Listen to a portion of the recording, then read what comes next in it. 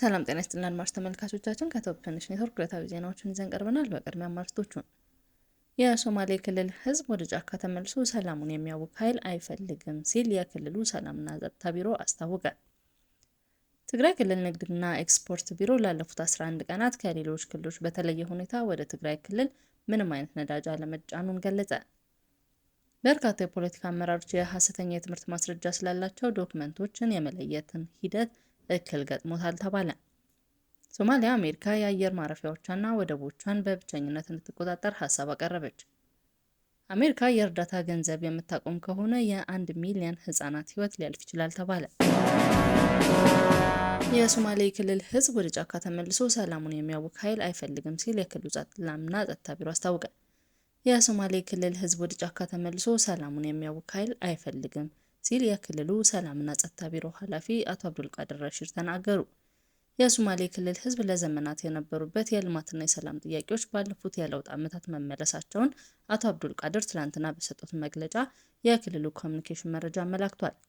ይህንን ሰላም ለማደፍረስ የተለያዩ ኃይሎችና ግለሰቦች የሚያሰራጩት የጸረ ሰላም መልእክቶች የክልሉ ህዝብና መንግስት እንደማይታገስ ተናግረዋል።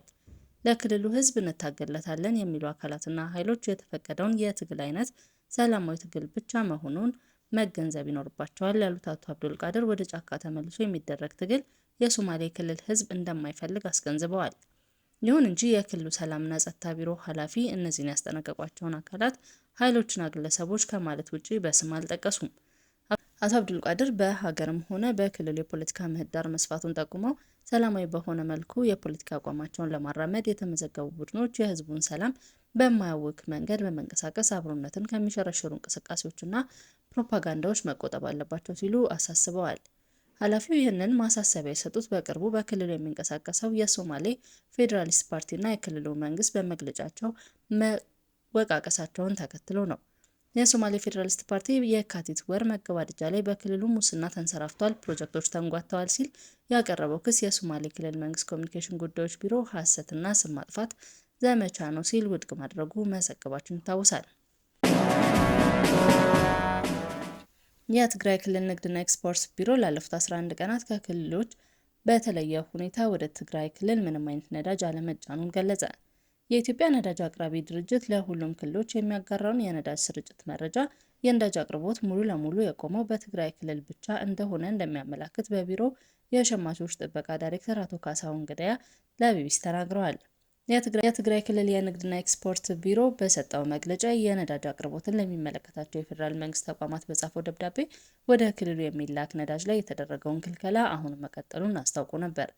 ለንግድና ቀጠናዊ ትስስር ሚኒስቴር፣ የነዳጅና ኢነርጂ ባለስልጣን እንዲሁም ለነዳጅ አቅራቢ ድርጅት የተጻፈው ደብዳቤ ለመጨረሻ ጊዜ ወደ ክልሉ ነዳጅ የገባው መጋቢት 6 2017 ዓ.ም እንደሆነ ይገልጻል።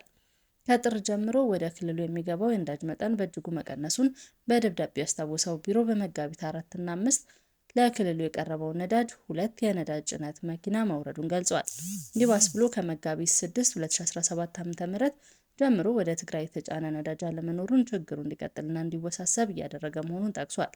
ለትግራይ ክልል የሚቀርበው ነዳጅ በተመለከተ በተደጋጋሚ ጥያቄ መቅረቡና ተደጋጋሚ ውይይቶች መካሄዳቸውን ያስረዳል። በርካታ የፖለቲካ አመራሮች የሐሰተኛ የትምህርት ማስረጃ ስላላቸው ዶክመንቶችን የመለየት ሂደት እክል ገጥሞታል ተባለ። 460,000 ፎርጅድ የትምህርት ዶክመንት ወደ ህጋዊ መስመር እንዲገባ ሊደረግ መሆኑ ተጠቁሟል። ህገወጥና ሐሰተኛ የትምህርት ማስረጃ መስፋፋቱን ተከትሎ በመንግስት የተወሰዱና እየተወሰዱ ያሉ እርምጃዎች ችግሩን ከመቅረፍ ይልቅ መመሪያ በማውጣት ሐሰተኛ ትምህርት ያላቸው ህጋዊ በማድረግ ላይ ያተኮሩ መሆናቸውን ተናግረዋል።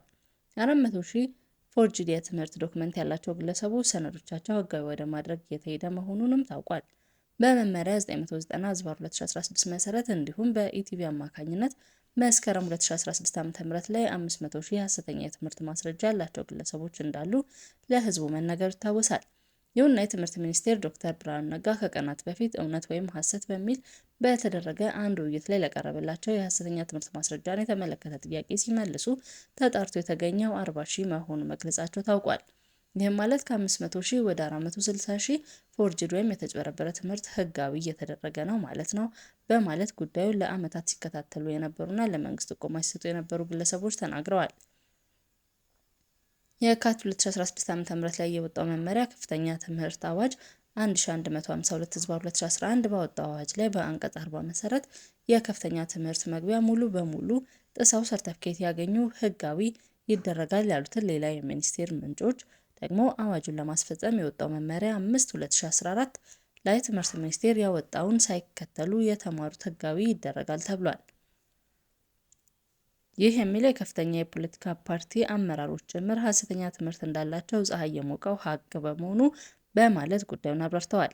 የትምህርትና ስልጠና ባለሙያ ከ1995 ጀምሮ እስከ 2014 ዓ.ም መረጃቸውን ለተቋሙ ካስገቡ የግል ከፍተኛ ትምህርት ተቋማት ውስጥ እስካሁን ከተመረቁት 1.1 ሚሊዮን ተማሪዎች መካከል ከ100,000 በላይ የሚሆኑት ተማሪዎች ሐሰተኛ የትምህርት ማስረጃ የያዙ መሆናቸውን ይፋ አድርጎ ነበር።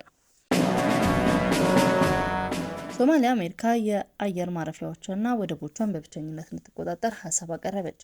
ሶማሊያ በስትራቴጂካዊ የአየር ማረፊያዎችና ወደቦቿን አሜሪካ በብቸኝነት እንድትቆጣጠር ሀሳብ ማቅረቧ ተገልጿል። የሶማሊያው ፕሬዝዳንት ሐሰን ሼክ መሐመድ ሀሳቡን ያቀረቡት ለዩናይትድ ስቴትሱ ፕሬዝዳንት ዶናልድ ትራምፕ በጻፉት ደብዳቤ መሆኑን ተዘግቧል። መጋቢት 17 2017 ዓ.ም በአንድ የአካባቢው ዲፕሎማት የተረጋገጠው ደብዳቤው ሶማሊያ አሜሪካ በብቸኝነት እንድትቆጣጠር ሀሳብ ካቀረበችባቸው መካከል በባሊ ዶግሌ የሚገኘው የአየር ማረፊያን ጨምሮ የበርበራና የባሳሶ ወደቦችን እንደሚያካትት ይገልጻል። ደብዳቤው አክሎም ቦታዎቹ ስትራቴጂካዊ መሆናቸውን ጠቅሶ ሀሳቡ በቀጠናው የአሜሪካን ተሳትፎ ለማጠናከር እድል እንደሚፈጥር አመላክቷል። በተጨማሪም ለአሜሪካ ያልተቋረጠ ወታደራዊና ሎጂስቲካዊ መዳረሻ እንደሚያረጋግጥና በቀጠናው የውጭ ኃይሎችን መስመር እንዳይጥሉ እንደሚከላከል ጠቁሟል። ሀሳቡ ሶማሊያ የራስ ገዝ ግዛቷ እንደሆነች በምትገልጸው ሶማሌላንድ ግዛት ውስጥ የሚገኘውን የበርበራ ወደብን ያካትታል ተብሏል። የሶማሌላንድ የውጭ ጉዳይ ሚኒስትር አብዱራህማን ዳሂር አደን በበኩላቸው አሜሪካ ሙሰኛ አገዛዝ ሲሉ ከጠሩት የሶማሊያ መንግስት ጋር የምታደርገውን ግዛት ትታለች ሲሉ በመግለጽ ሀሳቡን ውድቅ አድርገውታል።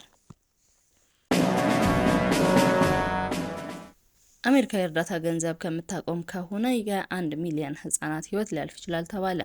አሜሪካ የገንዘብ ድጋፉን የምታቋርጥ ከሆነ መከላከል በሚቻል በሽታዎች 1 ሚሊዮን የሚሆኑ ህጻናት ህይወታቸው ሊያልፍ እንደሚችል ዓለም አቀፍ የጤና ተቋም አስታውቋል።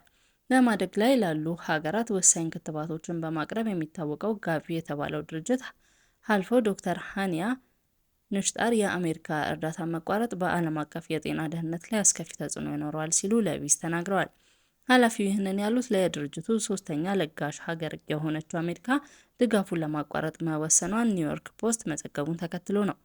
ጋቪ እስካሁን የእርዳታ መቋረጥ ማስታወቂያ ከአሜሪካ ያልደረሳቸው ሲሆን ለ2025 እንቅስቃሴ የሚሆን $300 ሚሊዮን ገንዘብ እንዲሁም የረጅም ጊዜ እርዳታ ለማግኘት ከዋይት ሀውስና ከኮንግረስ ጋር እየተነጋገረ እንደሆነም ተነግሯል። አሜሪካ ለጋቪ እንደ አውሮፓውያን አቆጣጠር ከ2026 እስከ 2023 ድረስ ለድርጅቱ 15% ድርሻ ያለው $1.6 ቢሊዮን ለመስጠት ቃል ገብታ ነበር። ጥር ስልጣን ከያዙት ጀምሮ ፕሬዝዳንት ዶናልድ ትራምፕ አሜሪካ በባህር ማዶ የምታደርገው ወጪ አሜሪካን ያስቀደመ እንደሚሆን በግልጽ ተናግረው ነበር። አድማጭ ተመልካቾቻችን ከቶፕ ኒውስ ኔትወርክ ለዕለቱ ያዝናቸው ዜናዎች እነዚህ ናቸው።